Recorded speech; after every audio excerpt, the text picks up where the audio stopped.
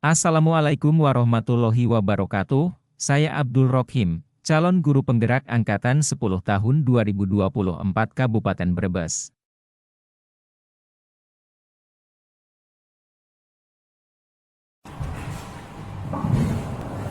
Bismillahirrahmanirrahim. Assalamualaikum warahmatullahi wabarakatuh.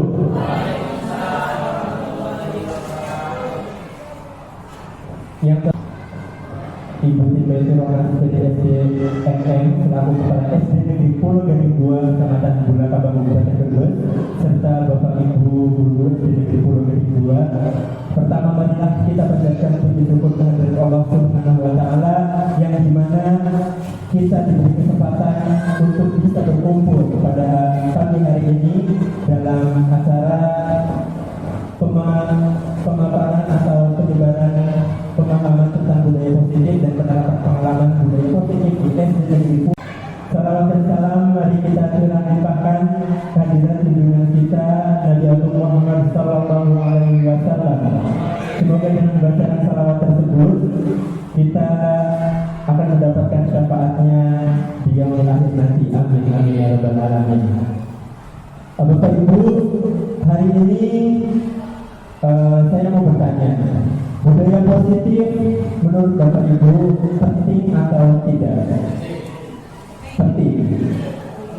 Ya, budaya positif itu penting, ya, karena budaya positif itu dapat membangun karakter.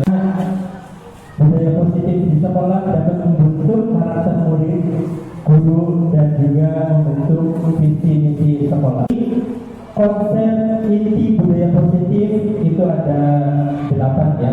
Yang pertama ada perubahan paradigma belajar, disiplin positif, nilai-nilai kebajikan, kebutuhan dasar manusia, motivasi perilaku manusia, posisi kontrol guru, keyakinan kelas, dan segitiga restitusi. Ya, yang pertama ini kita akan berbicara tentang perubahan paradigma belajar, ya, atau di zaman sekarang kita kenal sebagai pembelajaran dengan paradigma baru, yaitu pembelajaran yang kita laksanakan dengan metode pembelajaran diferensiasi sehingga murid dapat belajar sesuai dengan kebutuhannya untuk mewujudkan profil pelajar Pancasila, ya, yang kita tahu bahwa profil pelajar Pancasila itu ada 6, ya, beriman dan bertakwa pada Tuhan Yang Esa, kemudian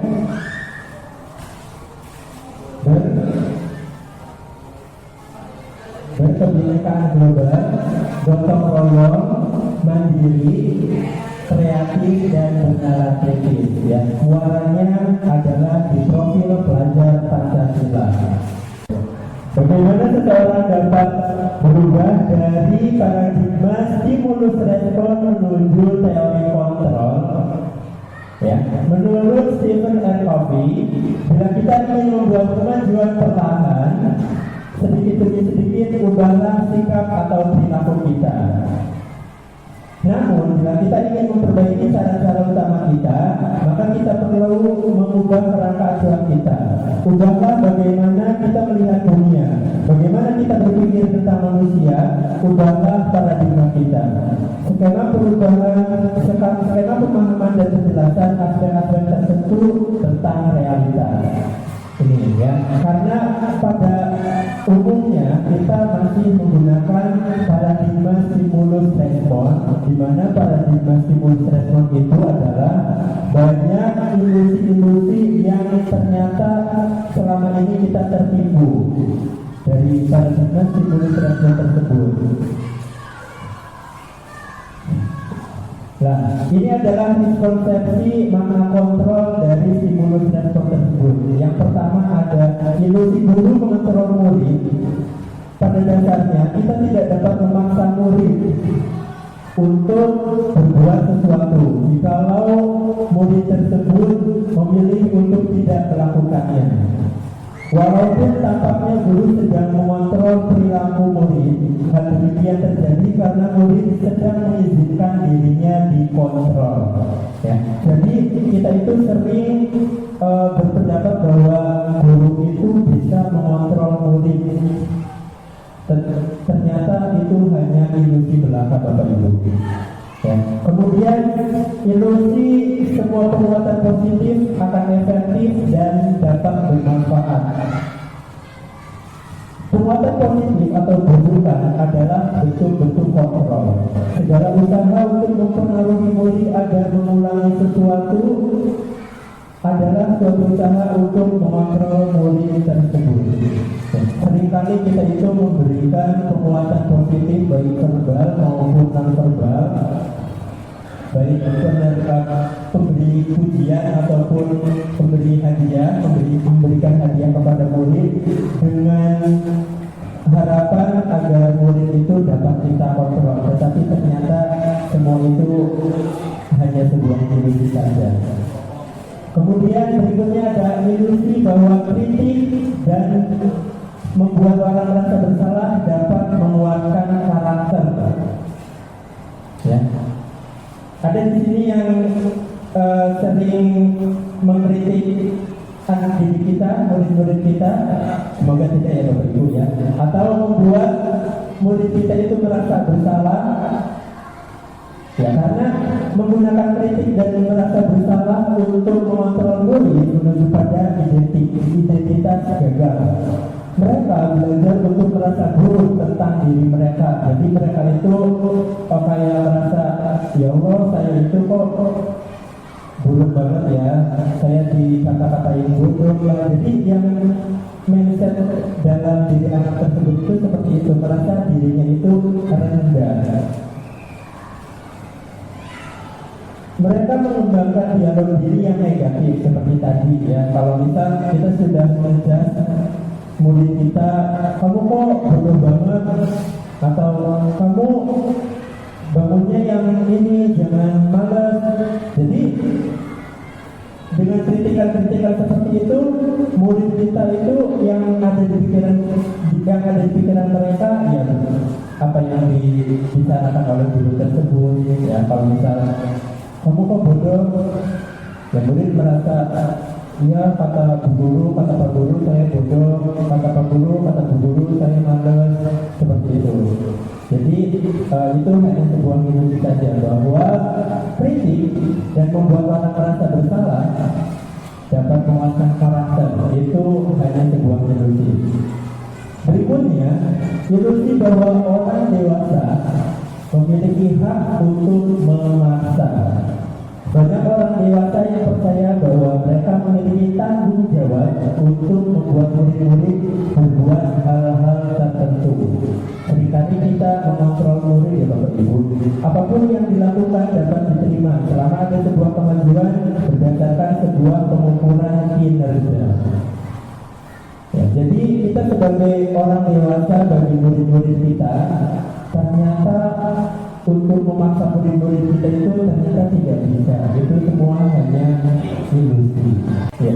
Disiplin positif merupakan salah satu cara penerapan disiplin dengan tujuan menumbuhkan kesadaran serta memberdayakan murid tanpa imbalan penghargaan atau reward, ancaman tanpa ancaman maupun hukuman.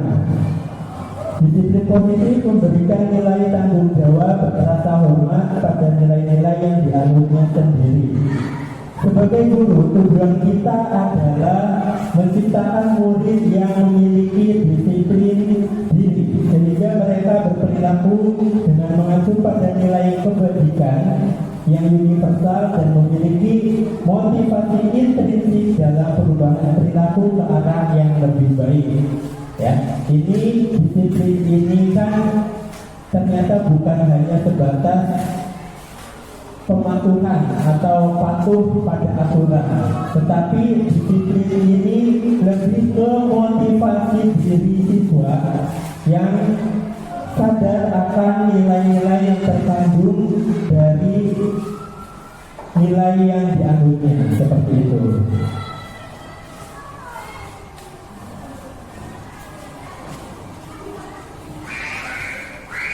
Selanjutnya adalah nilai-nilai kebajikan. Nilai kebajikan merupakan payung besar dari sikap dan perilaku kita, atau nilai-nilai yang merupakan fondasi kita berperilaku. Nilai-nilai kebajikan adalah sifat-sifat positif manusia yang merupakan tujuan mulia yang ingin dicapai setiap individu. Nilai kebajikan membantu memenuhi kebutuhan dasar manusia dengan membimbing perilaku manusia untuk mencapai kesejahteraan dan kehidupan yang bermakna.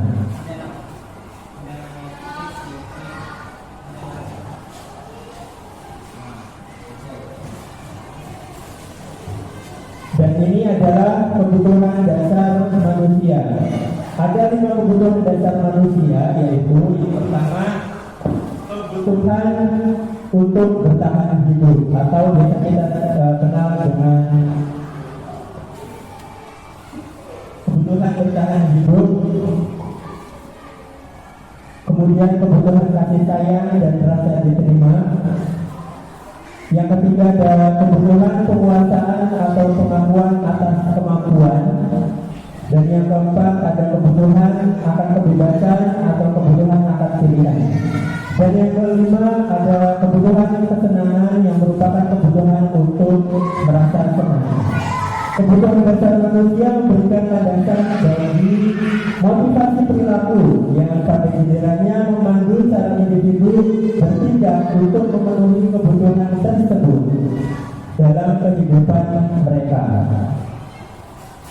Di mana motivasi perilaku manusia itu ternyata ada 2, motivasi ekstrinsik dan motivasi intrinsik. Ya, kira-kira kita ada di posisi yang mana nih Bapak Ibu? Ya, yang motivasi pertama yaitu untuk menghindari ketidaknyamanan atau hukuman. Kemudian untuk mendapatkan imbalan atau penghargaan dari orang lain.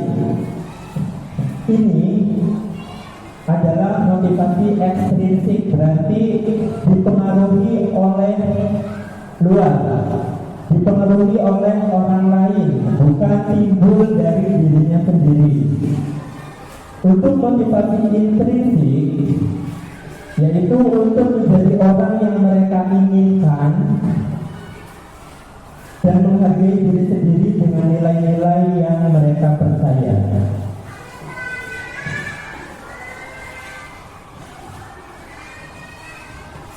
Kemudian berikutnya adalah posisi kontrol guru.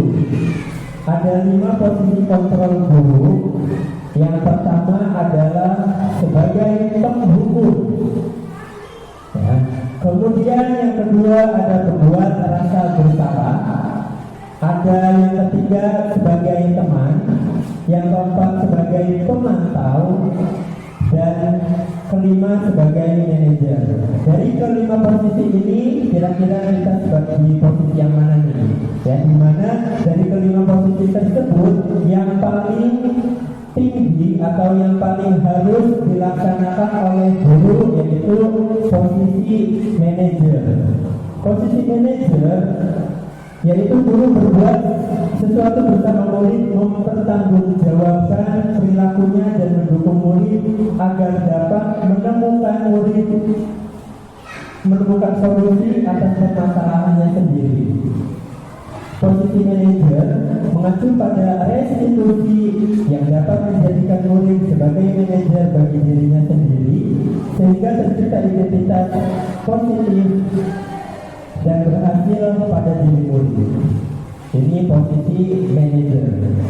Ya, baiklah kita simak video tentang posisi seorang guru dari kelima posisi tersebut. Mari kita simak bersama-sama.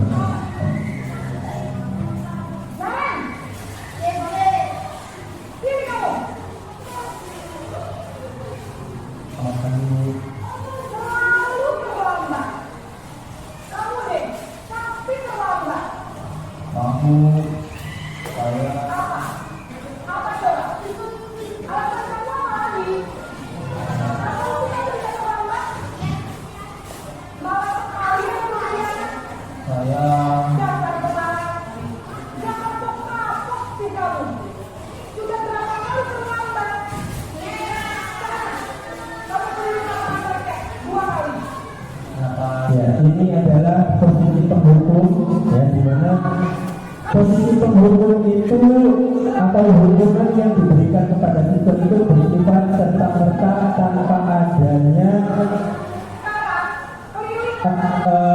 melihatnya seorang guru itu terhadap latar belakangnya siswa itu suka atau tidak, ya. Dan ini berikutnya adalah posisi guru sebagai membuat rasa bersalah.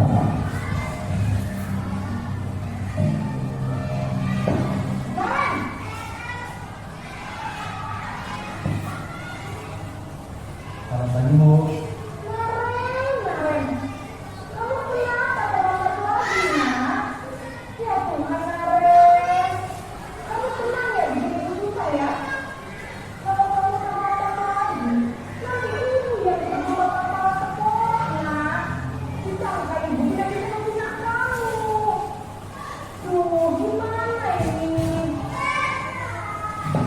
Maaf, Bu.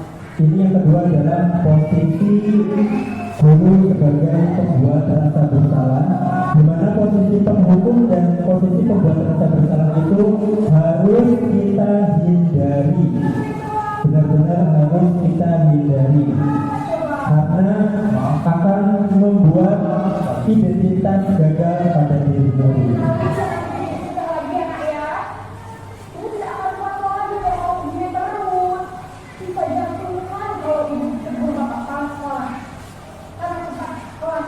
Maaf ya, Bu. Maaf sekali. Berikutnya adalah posisi sebagai teman. Ini lebih ramah lagi karena posisinya sebagai teman, namun tetap di posisi ini tidak bisa membangkitkan kemandirian bagi siswa karena murid itu merasa ketergantungan, tidak bisa membantu motivasi intrinsik pada diri murid. Iya, Bu. Habis guru saya lupa bawakan saya, Bu.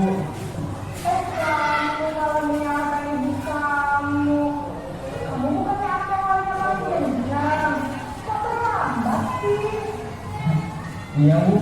Saya memang pernah Terlihat akrab ya Bapak Ibu ya, posisi teman, karena posisinya ya sepertinya sebagai teman sejawat seperti itu.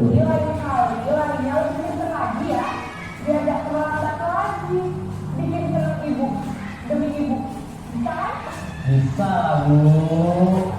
Yang sudah sama di sekolah, ibu beresin urusan absen kamu. Kamu ini ada-ada saja. Ini yang ketiga, posisi sebagai pemantau.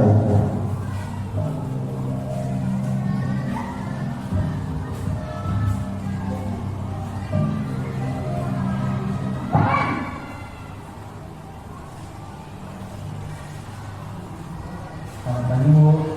Nah, Ren, apa peraturan sekolah kita tentang jam berapa kita harus masuk sekolah, nak? Kita harus di sekolah jam 7. Iya, betul. Sekarang sudah jam 7.20. Kalian sudah tahu konsekuensinya jika terlambat hadir? Paham, Bu. Saya harus tinggal kelas pas sudah istirahat selama 20 menit. Iya, benar. Konsekuensinya demikian. Jadi nanti jam 9.30, pas istirahat, kamu harus tinggal di kelas, kerjakan tugas tambahan untuk ketertinggalan ini, ya? Baik, Bu. Dan ini yang terakhir adalah posisi sebagai manajer, yang merupakan posisi yang harus kita laksanakan bersama-sama, karena posisi manajer itu nanti ada proses segitiga restitusi dalam pemecahan masalah murid tersebut. Pagi, Bu. Selamat pagi, Naren. Maaf, Bu. Saya terlambat. Iya, sekolah masuknya jam 7, sekarang sudah jam 7.20. Jadi sekarang bagaimana ini, Naren? Maaf, Bu. Saya lupa hotel alarm saya semalam. Baiklah, menurut kamu, keyakinan sekolah yang mana yang perlu kamu tingkatkan? Menghargai diri sendiri dan orang lain itu kan, Bu. Setuju. Jadi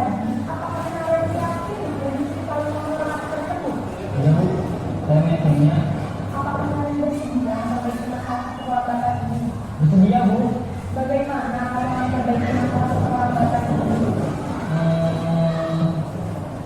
Saya akan coba untuk tidak lupa meminta alamat saya, Bu. Baik, kalau kalian lupa minta alamat di rumah, ada orang yang kira-kira bisa bantu mengingatkan tidak? Ada, Bu. Kakak saya. Ya, posisi manajer guru itu bersama siswa bersama-sama mencari solusi. Ibu saya. Baik, jadi yang mengingatkan Nares adalah Kak Emma dan Ibu Adia. Kira-kira akan wanita alam apa di Nares? Setelah pulang sekolah akan segera saya lakukan. Baik, jadi Nares akan setel alarm untuk bangun besok pagi dan akan diingatkan oleh kakak dan ibu dan Nares. Ada lagi yang mungkin perlu dilakukan Nares agar tidak terlambat bangun lagi. Tidak ada, Bu. Baik Nares, terima kasih untuk kerjasama kamu. Sekarang kamu perlu kembali ke kelas untuk belajar. Baik, Bu. Terima kasih. Ya. Kira-kira kita berada di posisi mana nih, Bapak Ibu? Apakah masih ada yang suka menghukum? Semoga tidak ada ya, Bu ya. Atau membuat merasa bersalah? Ya, semoga tidak ada untuk posisi kita seperti itu. Ya. Nah, ini posisi kontrol apakah aku? Ya, jika ada perkataan seperti ini, saya mencoba sekali dengan kamu, ya, kira-kira itu apa Bapak Ibu? Itu adalah membuat rasa bersalah.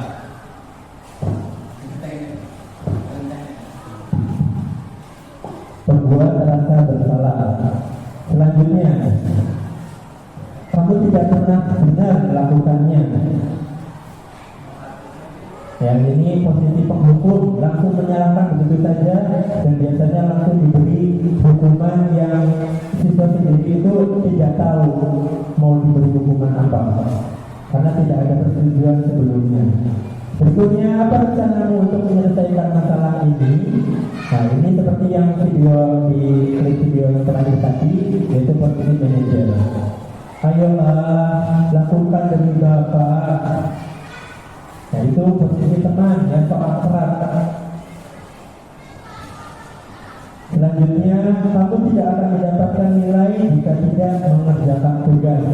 Ini adalah posisi pemantau, ya. Jadi posisi pemantau itu guru memantau semua aktivitas murid, berikut juga memantau semua peraturan-peraturan dan juga konsekuensinya. Nah, dalam hal ini untuk mewujudkan atau melaksanakan budaya positif, kita akan membuat yang namanya keyakinan kelas. Apa sih keyakinan kelas itu? Kenapa bukan peraturan kelas? Ya, karena peraturan kelas itu biasanya bersifat menyuruh atau tidak bersifat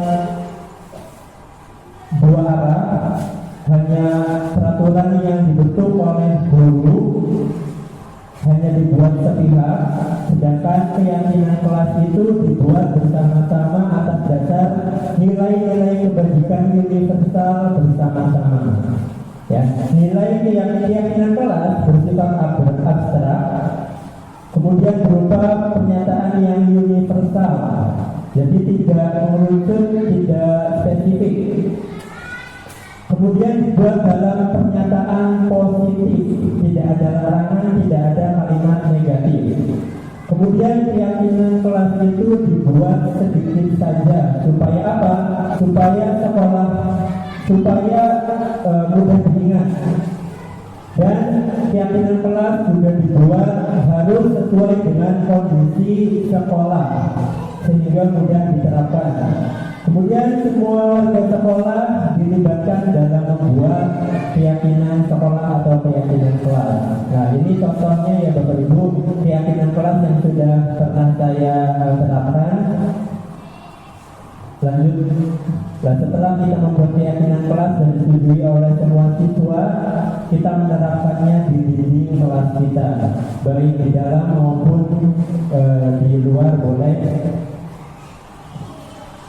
Kemudian selanjutnya yaitu ada segitiga restitusi.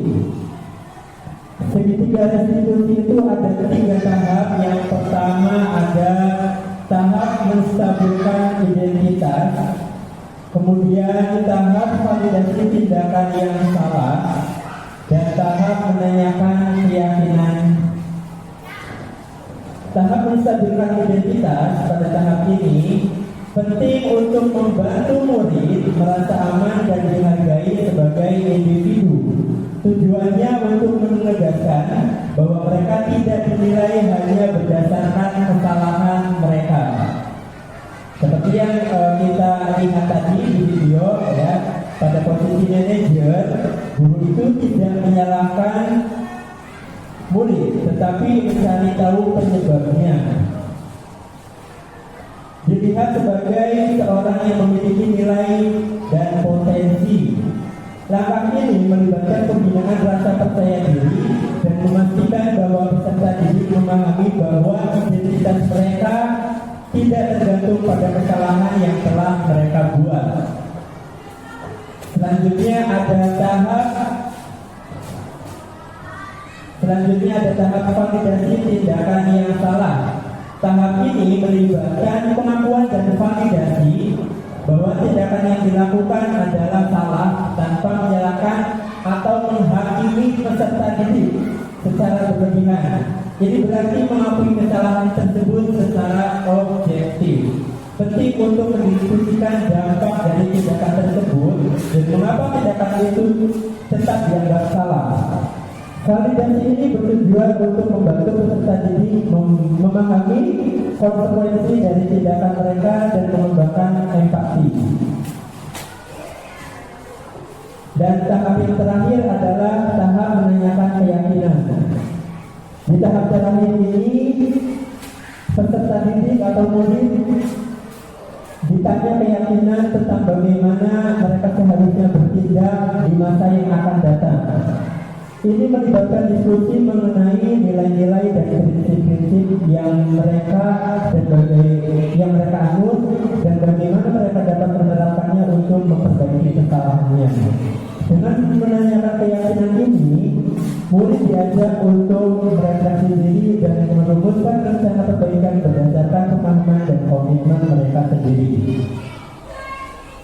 Melalui 3 tahapan ini, segitiga restitusi membantu peserta didik untuk tidak hanya memperbaiki kesalahan mereka, tetapi juga memperkuat karakter dan integritas mereka, sehingga mereka dapat kembali ke kelompoknya dan dengan pemahaman yang lebih baik tentang diri mereka sendiri dan tindakan mereka. Ya, sebelum kita mengakhiri materi ini, ya, saya akan membagikan form atau borak, ya, tentang keyakinan kelas yang akan Bapak Ibu buat di kelas masing-masing. Nanti Bapak Ibu mohon untuk membuat keyakinan kelas bersama-sama murid di kelasnya masing-masing. Ya, Bapak Ibu, ya, bisa, ya. Contoh keyakinan kelas, nanti kita bisa belajar bersama-sama. Ini kelas 1, kelas 2, kelas 3, kelas 4, dan kelas 5. Ya, setelah kita membuat keyakinan kelas bersama murid, keyakinan kelas tersebut, ya, tidak lupa untuk kita tempel di dinding kelas kita supaya semuanya itu bisa melihat dan bisa mengingat. Membentuk budaya sekolah dengan berfokus pada kebutuhan murid dan pertumbuhan karakter positif bukanlah hal yang mudah, tetapi kita harus berhasil melaluinya dengan merencanakan yang terbaik untuk murid dan sekolah. Buah dari kerja keras ini dapat terlihat ketika kita menyadari bahwa murid kita telah bertumbuh menjadi seorang yang dewasa, yang sukses di pekerjaannya, di kehidupannya dan relasinya Master yang memiliki integritas yang tinggi, bertanggung jawab dan dapat diandalkan, berbudi pekerti yang luhur dan bermanfaat bagi lingkungan dan negara kita. Ya, demikian sosialisasi tentang budaya positif, pemahaman budaya positif, dan penerapan pengalaman budaya positif di sekolah kita. Kami ucapkan dari calon guru penggerak angkatan 10, saya Abdul Rohim mengucapkan terima kasih yang sebesar-besarnya atas dukungannya, atas partisipasi dari Bapak Ibu. Kurang lebihnya mohon maaf. Saya akhiri, wabillahi taufiq wal hidayah. Wassalamualaikum warahmatullahi wabarakatuh.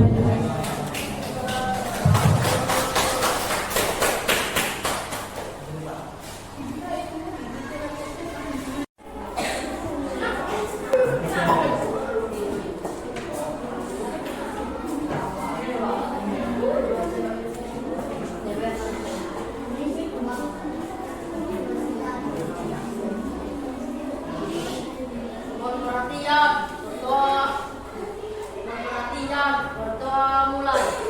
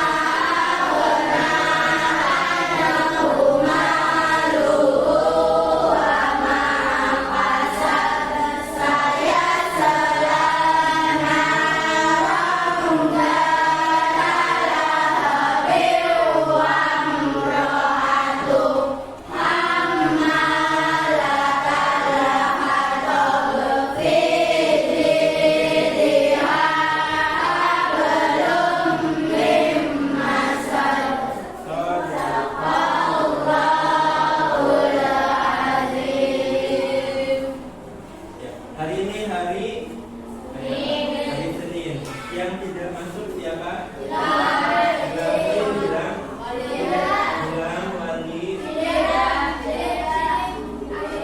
Siapa yang memanjatkan Ibrahim?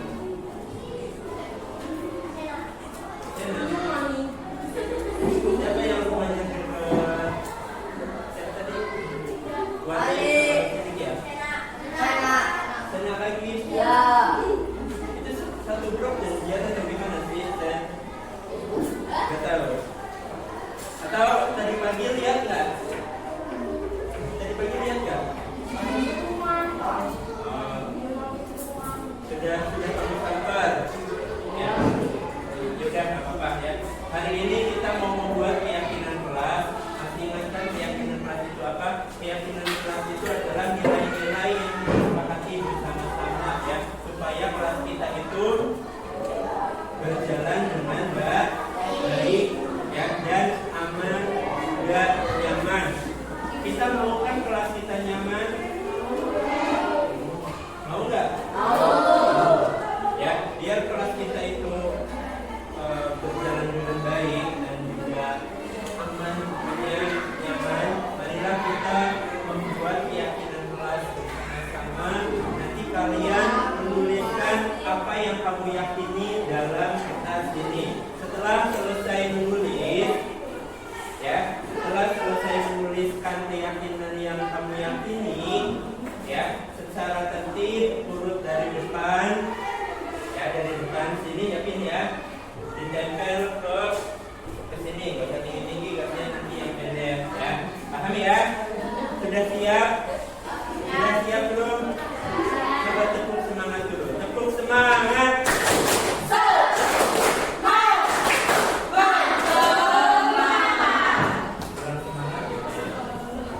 Lagi tepuk semangat.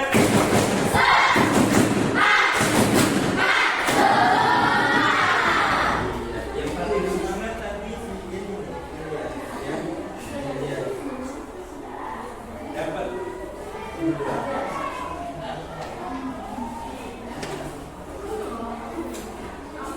Silakan kamu pikirkan nilai apa yang kamu yakini.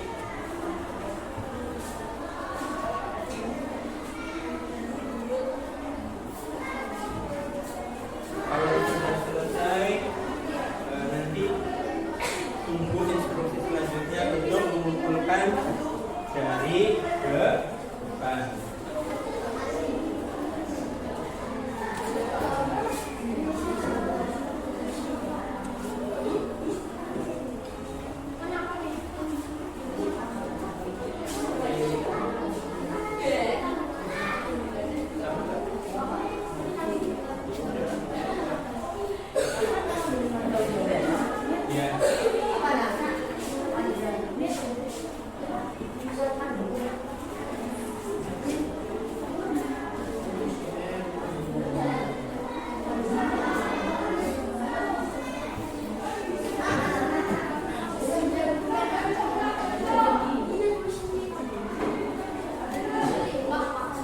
Ya, Pak Guru kasih waktu maksimal 5 menit ya, harus sudah selesai.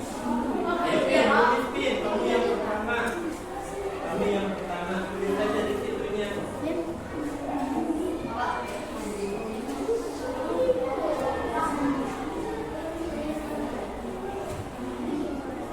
Sudah, Pin.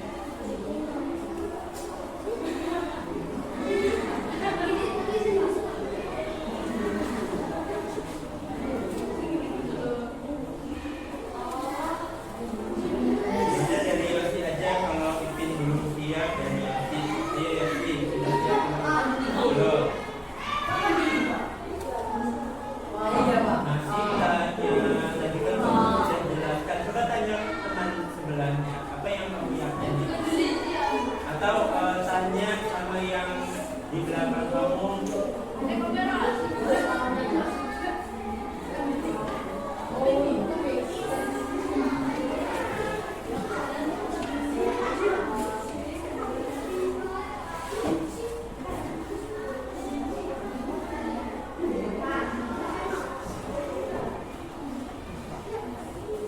Jadi ya sudah.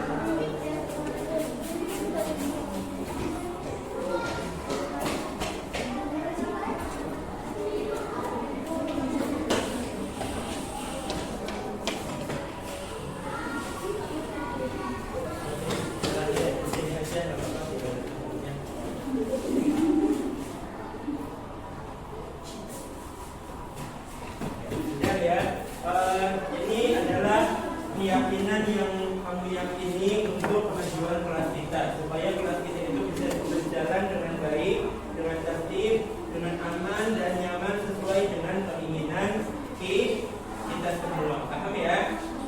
Pak Guru mau mengelompokkan keyakinan-keyakinan yang sama. Ini ada pertama, ini ada apa ini? Tanggung jawab tugas, menghormati guru dan teman. Kemudian ada datang tepat waktu, menjaga kebersihan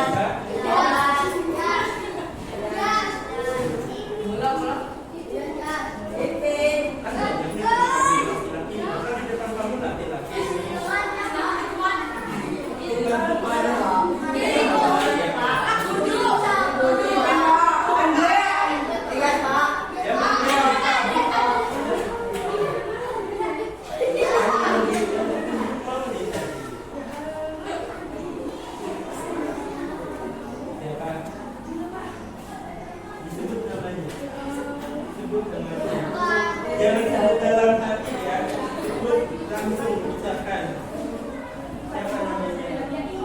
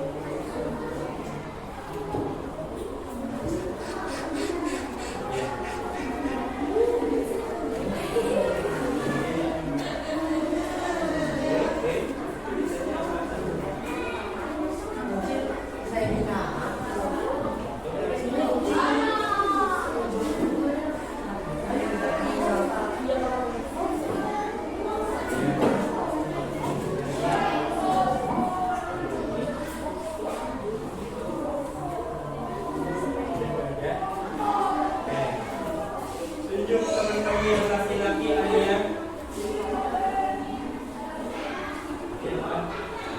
Yosi kan sudah jadi. Siapa? Andre, kamu masih bebas aja, Andre. Kelompokan yang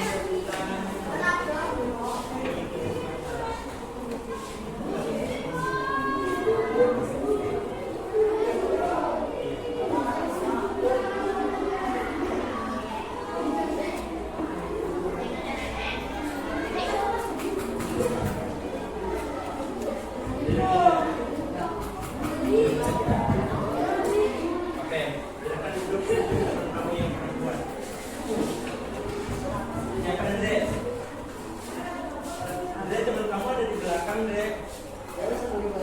Dia namanya siapa disebut? Namanya siapa disebut? Kan yang di belakang ada satu. Lihat sih. Yang di belakangnya Andre Mas ya. Kamu kan ini dua. Lebih penting mana mau maaf sama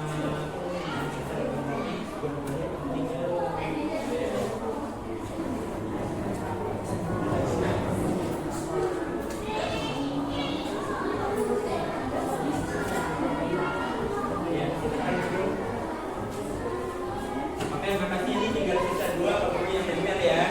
Ini ada mohon maaf dan mohon izin. Ini mohon maaf kalau kita melakukan bersalah, terus mohon izin, meminta izin kalau kita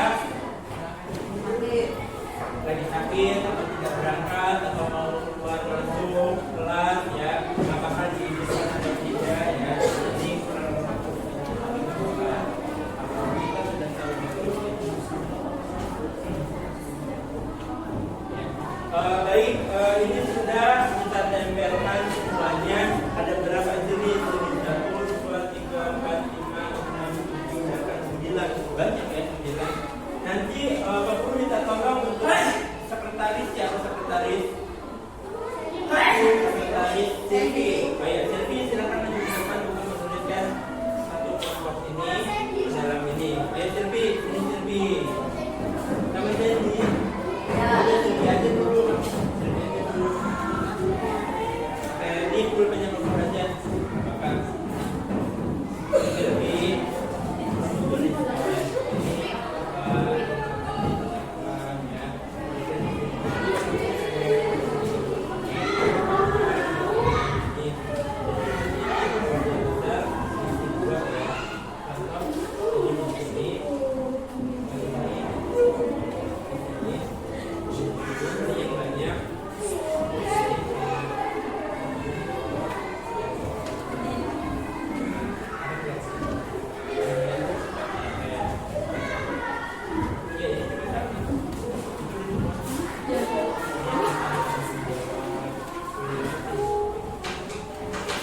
boleh sambil duduk nggak apa-apa.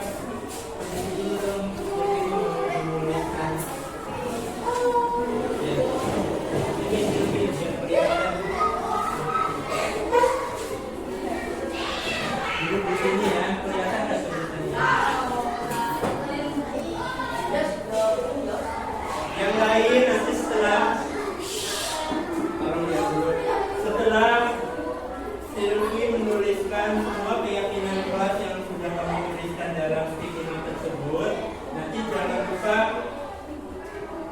rekapannya ditempel, boleh di depan, boleh di samping sini, yang posisinya itu kita mudah melihat ya, gampang dijangkau, supaya kenapa kita harus sering melihat keyakinan kelas yang kita buat, supaya kita selalu ingat ya nilai-nilai apa sih yang sudah pernah kita tulis seperti itu. Paham ya? Paham?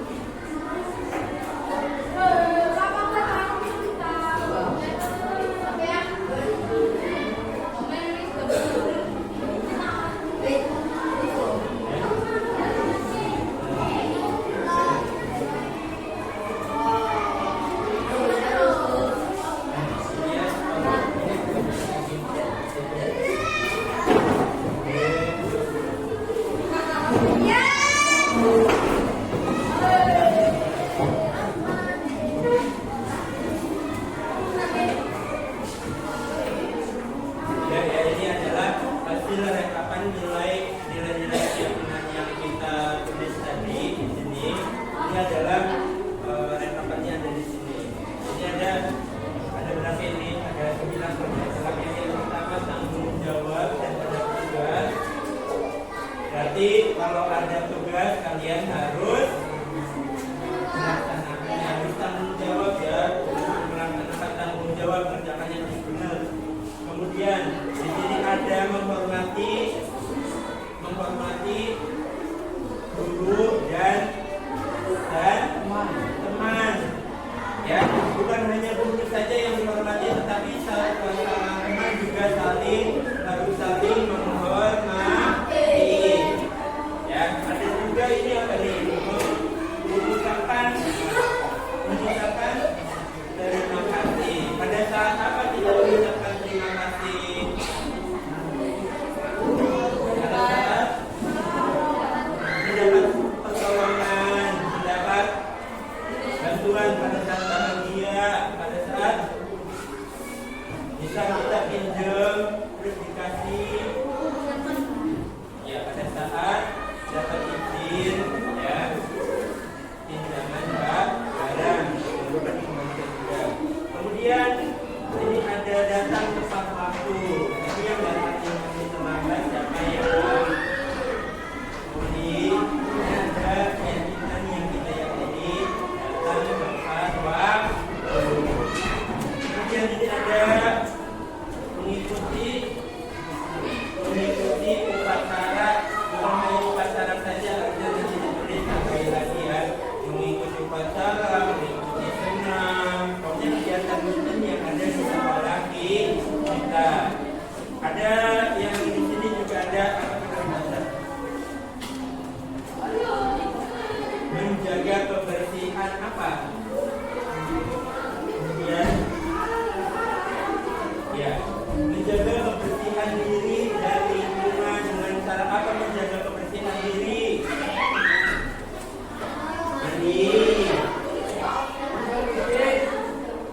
Besok ini kalau di kelas kita harus bagaimana? Kita mau masuk harus bersihkan dulu kaki kita. Kalau kita mau keluar, mau minum, mau makan harus bersihkan dulu apa? Tangan kita. Setelah makan bersihkan juga mulut kita ya. Menjaga kebersihan lingkungan dengan cara apa? Menyapu, terus membuang sampah pada tempatnya, terus membersihkan papan tulis. Piket di sini ada juga piket ya. Melaksanakan tugas piket. Ingat tugas piket itu tugasnya bukan hanya bersih saja, tetapi tanggung jawab dan lainnya ya. Kemudian ada lagi berseragam rapi. Berseragam rapi, sudahkah rapi hari ini? Sudahkah rapi hari ini? Andre, rapi, udah? Rapi, alhamdulillah rapi lagi semua. Memohon maaf dan minta izin. Mohon maaf kalau kenapa ini? Kalau berbuat salah, baik yang kalau ya. Memohon maaf dan meminta izin. Pada saat apa kita meminta izin? Mau keluar, mau tidak masuk, atau mau meminjam barang milik temannya. Paham ya? Paham ya? Sepakat keyakinan kelas kita ini? Ya? Ya. Siapa yang bersedia menempelkan ini? Dimana kita mau menempelkan? Dimana kita mau menempelkan? Senang lagi. Di sini ya Sen. Di pintu Sen. Di pintu Sen. Ayo Sen sini Sen. Di baju Sandy. Di baju Sandy.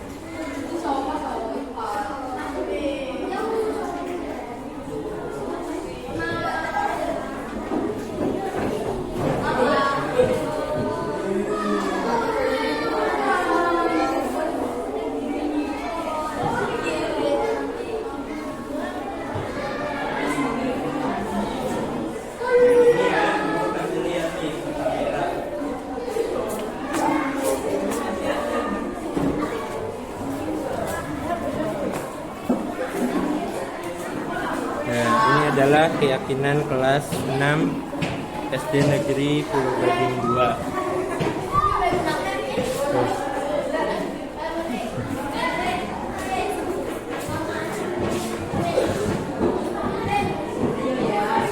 Oke, karena waktunya sudah jam berapa ya? Jam berapa? Sudah jam 9 ya. Artinya sebentar lagi kita istirahat. Oke. Terima kasih untuk hari ini guru ucapkan ya. Kemudian yang belum masuk besok supaya masuk. Besok kita agendanya apa? Pagi mau lihat hasil belajarnya? Nanti besok yang nggak masuk dikabari supaya besok harus masuk. Paham ya? Ya kalau hari ini nanti orang tua kamu datang ke sini, kalau besok kamu yang ambil. Ya, ya.